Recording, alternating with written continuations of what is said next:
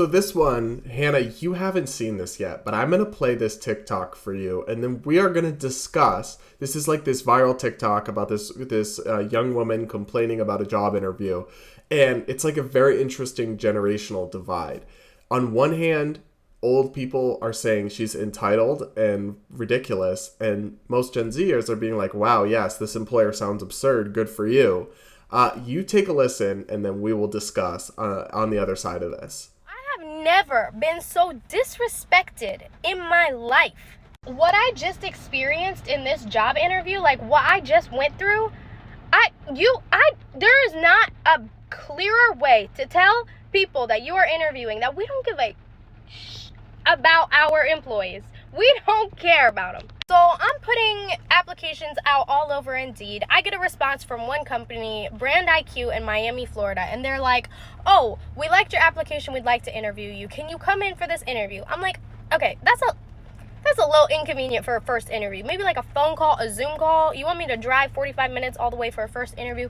But it's okay. I'm going to go. As I'm doing some more research, I'm starting to see some red flags. First of all, not the type of company I thought they were. Second of all, their mission, vision, brand, voice, values, all of those, they're not there. And lastly, I see that the position is for marketing coordinator, which is not an entry-level position, okay? This is a position that requires experience. And they want to pay $36,000 to $38,000 in Miami, Florida.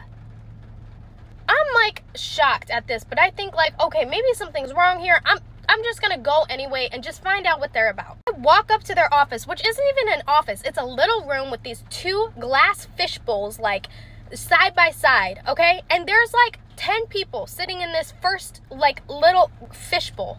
And I'm like walking in, hi, I'm Natalia, like I'm here for an interview. And this receptionist, she like stands up and she's like, oh, hey, I need you to fill this out. I'm like, fill what out? Like, you have my application, you have my resume. I even brought a resume with me. Literally a paper application, as if I were applying for like, I don't know, a summer job or something. At this point, I'm like, y'all, I have not slaved away in my professional career to be applying for a job like this. Like, what is going on? Then in the fishbowl right next to us, there's this man like interviewing these people right in front of us. I can hear everything they're saying. I suddenly know things about these people that I don't need to be knowing. After my interview time slot has gone and passed and I'm still sitting there, this guy comes in and he asks 2 other people to go with him. I'm still sitting there and I'm like, what am I doing here? Like, so I asked the girl, like, what is this process? Like, what is going on here? He literally looks at me and goes, this is an interview. I said, baby girl, I know it's an interview and I am not here for it. I literally said, thank you so much, but I'm actually good. And I got up and I walked out.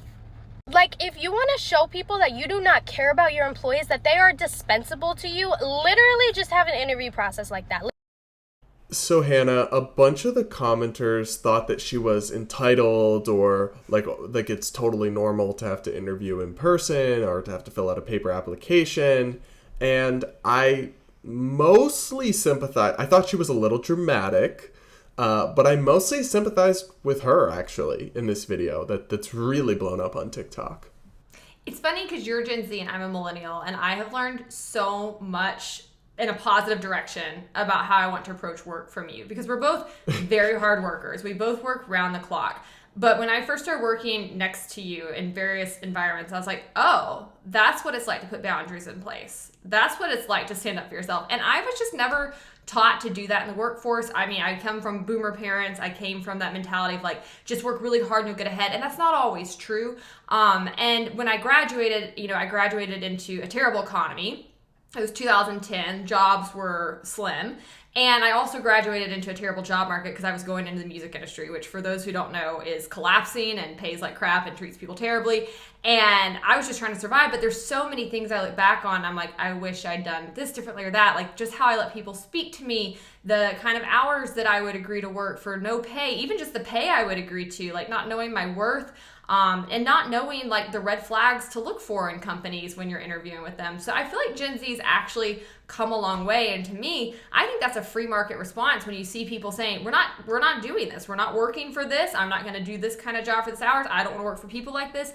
That's a great way to pressure companies and managers to change, to hire people that are better at management, to make sure they have policies in place that actually value their employees. And if they don't, they're going to lose their best employees and not attract good ones too. And I think that's an excellent repercussion for being really bad at running a business, right? And ultimately, if you keep that up, you'll go out of business if you can't get good people to work for you. So I have no problem with her. I think older generations, I think it's two things. They're kind of like me, where it's like, well, I had to suffer, so you should too, but I don't ever take that approach in how I look at things.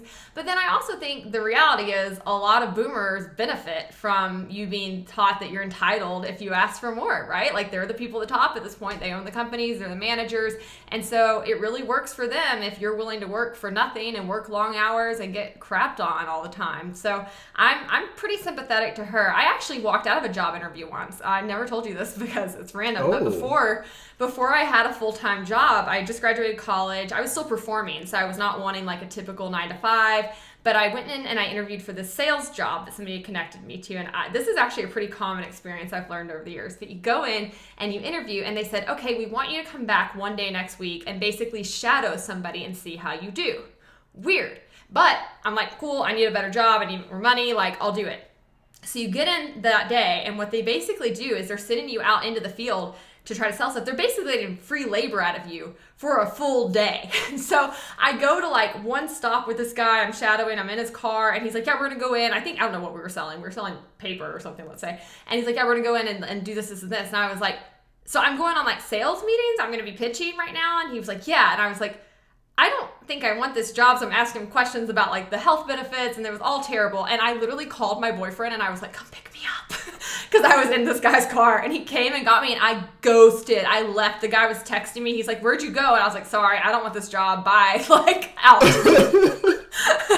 That's awesome.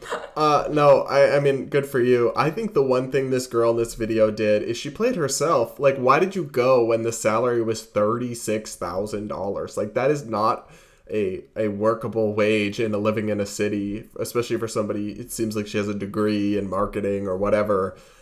So why'd you do it? Why'd you even show up? That'd be my one criticism of her. It does sound shady. I think you made such a good point a minute ago when you brought up what kind of economy are you graduating into? Because if you graduated like into a recession where there was a high unemployment rate, so there's lots of job seekers and few jobs, then you are kind of like in the situation as a job seeker, take whatever they give to you, right? Take the scraps, let them treat you like crap. But our current situation is the opposite. We have a labor shortage. We have more jobs than we have people willing to fill them. So the workers have the leverage right now. And that means that employers have to attract them, not just throw them scraps and expect them to come begging.